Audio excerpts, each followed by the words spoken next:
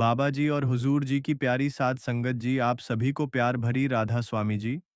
संगत जी, बाबा जी आज हमें बताएंगे कि हिंदुस्तान और पाकिस्तान का बंटवारा कैसे हुआ और किसने कराया। इस घटना का पूरा रहस्य जानने के लिए कृपया साखी को पूरा जरूर सुनिएगा। संगत जी, यह साखी हर भारतीय नागरिक और पाकिस्तान के नागरिकों को जरूर सुननी चाहिए। संगत जी, बाबा जी फरमाते हैं 14 अगस्त 1947 की रात। यह वो रात थी जब हिंदुस्तान के लोग सदियों की गुलामी से निकलकर आज़ादी की दहलीज पर खड़े थे। करोड़ों भारतीय इस लम्हे का बेसब्री से इंतजार कर रहे थे, लेकिन सुबह होने से पहले वो जश्न की रात एक ऐसा जख्म दे गई जो आज तक नहीं भरा। हमारे देश को अंग्रेजों की गुलामी से आज़ादी तो मिल गई थी, लेकिन जाते जाते अंग्रेज अखंड भारत में ऐसी ज्वाला भड़का गए जिसे 15 लाख मासूम लोगों के खून से बुझाया गया। अंग्रेजों ने अखंड भारत को दो टुकड़ों में बांट दिया, भारत और पाकिस्तान। जहां एक तरफ भारत में आज़ादी का जश्न मनाया जा रहा था, वहीं दूसरी तरफ खून की नदियां बह रही थीं। लाखों लोग अपने घर, अपनी जमीन और अपनों को छोड़कर भाग रहे थे। संगत जी, आज़ाद भारत की कुछ ऐसी बातें सुनाएंगे जिसे सुनते ही आपके रोंगटे खड़े हो जाएंगे। अखंड भारत, जहां हर धर्म के लोग एक साथ मिलकर खुशी से रहा करते थे। जहां सन 1957 में आज़ादी की लड़ाई हिंदू और मुस्लिम दोनों धर्म के क्रांतिकारी लोग एक साथ मिलकर लड़ रहे थे। लेकिन अंग्रेजों की नीति थी डिवाइड एंड रूल, यानी फूट डालो और राज करो। हिंदू और मुस्लिम जो सदियों से साथ रहते थे, अंग्रेजों ने उनके बीच फूट डालने की कोशिश शुरू कर दी। जैसे हिंदुओं और मुस्लिमों को अलग अलग नौकरियां दी, उनके लिए अलग अलग स्कूल बनाए और धार्मिक मुद्दों को हवा दी। अंग्रेजों ने छोटी छोटी बातों को बढ़ा चढ़ाकर दोनों समुदायों में नफरत का बीज बो दिया था। वो हिंदुओं और मुस्लिमों को एक दूसरे के खिलाफ भड़काते रहे। धीरे धीरे यह नफरत इतनी गहरी हो गई कि बात बंटवारे तक पहुंच गई। लेकिन हैरानी की बात यह थी कि हिंदुस्तान के दो टुकड़े करने की जिम्मेदारी सिरिल रेडक्लिफ नाम के जिस ब्रिटिश जज को दी गई थी। भारत में रहना तो दूर, उसने कभी भारत का दौरा तक नहीं किया था। उन्हें सिर्फ 6 हफ्तों में यह तय करना था कि कौन सी जमीन भारत की होगी और कौन सी पाकिस्तान की।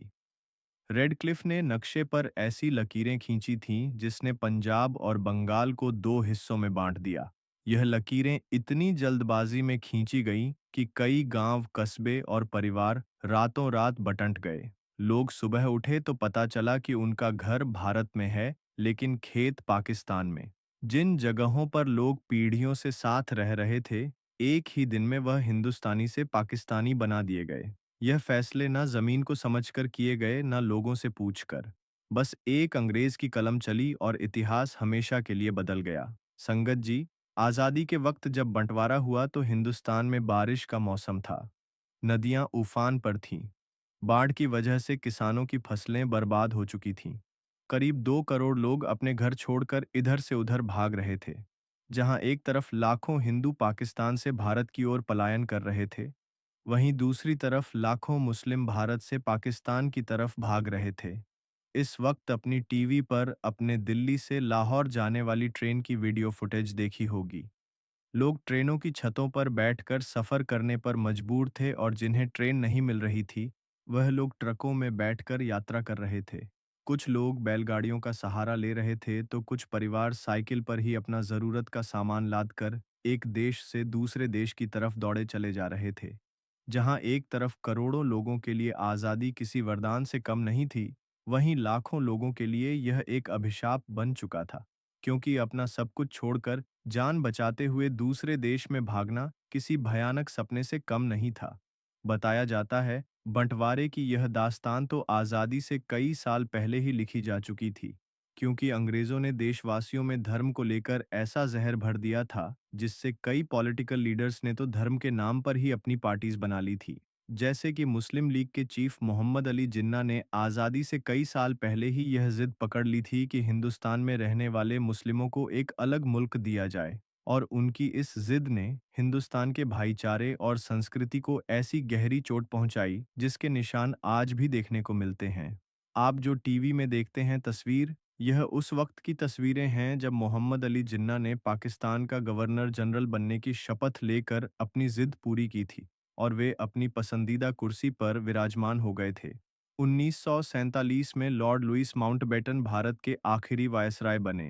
उन्होंने कई महीनों तक जवाहरलाल नेहरू और मोहम्मद अली जिन्ना की कई मीटिंग्स करवाई, जिसके बाद 3 जून 1947 को लुईस माउंटबेटन ने ऐलान किया कि 15 अगस्त 1947 को भारत आज़ाद होगा, लेकिन इसके साथ ही बंटवारा भी होगा।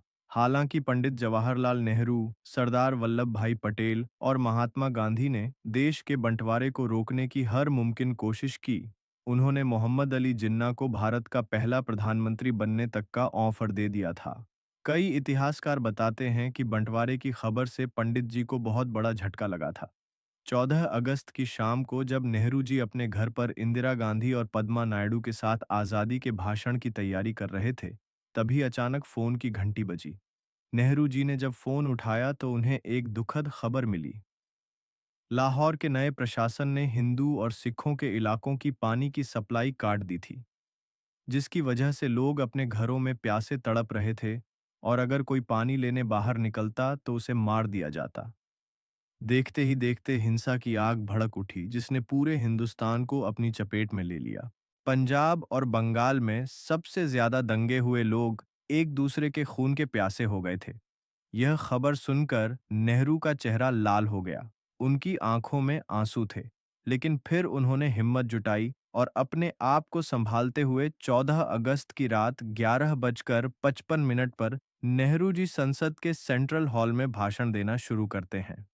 पंडित जी का यह भाषण सुनने के बाद महात्मा गांधी के नाम का नारा लगाते हुए देशवासियों ने आज़ादी का शंखनाद बजाया था। लेकिन करोड़ों देशवासियों को क्या पता था कि कुछ इलाकों में देश के लोग इस आज़ादी की बहुत बड़ी कीमत चुका रहे हैं, जो पानी के लिए तड़प रहे हैं। सुनने को मिलता है कि कैसे छोटे छोटे बच्चे नल के आगे एक बाल्टी पानी भरने के लिए लाइन में लगे हुए हैं, जिन्हें उठाकर काफी देर तक चलने के बाद यह उन रिफ्यूजी कैंप्स में पहुंचते हैं, जहां इनके रहने के लिए छत तक नहीं है। बस छांव के लिए कुछ फटे हुए टेंट और पेड़ हैं, जहां बैठने की जगह इतनी कम है कि लोग कड़कती धूप में तपती हुई जमीन पर बैठकर अपनी हड्डियों को जला रहे हैं। कुछ बच्चों के पास तो पहनने के लिए कपड़े तक नहीं है। 2 दिन पहले सुख शांति से जीवन व्यतीत करने वाले लोग आज शरणार्थी बन चुके हैं। महिलाएं हाथ जोड़कर अपने परिवार के लिए खाना और रहने की मांग कर रही हैं। भूख की वजह से तड़पते हुए बच्चों का शरीर कुपोषित हो चुका है, लेकिन फिर भी लाखों लोग अपना घर छोड़कर बिना किसी मंजिल के आगे बढ़ते जा रहे हैं। यह भी कहा जाता है कि लोग खिड़की पर लटक कर अपनी जान को जोखिम में डालने से भी पीछे नहीं हट रहे थे, क्योंकि इन्हें किसी भी तरह पाकिस्तान से भारत पहुंचना है। संगत जी, आप सबने टीवी पर देखा होगा कि तस्वीरों में लाहौर, जहां लोग ट्रेन की पटरियों के पास बैठकर ही खाना पका रहे हैं, ताकि जब ट्रेन आए तो यह लोग जल्दी से ट्रेन में सवार हो सके। ट्रेन के ना सिर्फ ऊपर बल्कि 2 डिब्बों के बीच खाली जगह पर भी लोग खचाखच भरे हुए थे, जिनके हाथों में अपना कुछ टूटा फूटा सामान और दिल में जिंदा रहने की उम्मीद थी। असल में उस वक्त जो कुछ भी हुआ था, उसके बारे में सोचकर ही रूह कांप जाती है। आपकी आंखों में भी आंसू आ जाएंगे। दरअसल यह बेचारे वो लोग थे जो उस वक्त भूख के कारण तड़प तड़प कर मर गए थे। हाथ में थाली लिए रिफ्यूजी कैंप में हमारे देशवासी पेट भर खाने के लिए लंबी लाइनों में लगे हुए थे, और जब उन्हें खाना मिल रहा था तो उनके चेहरों पर ऐसी मुस्कुराहट दिख रही थी जैसे उन्हें जिंदगी मिल गई हो।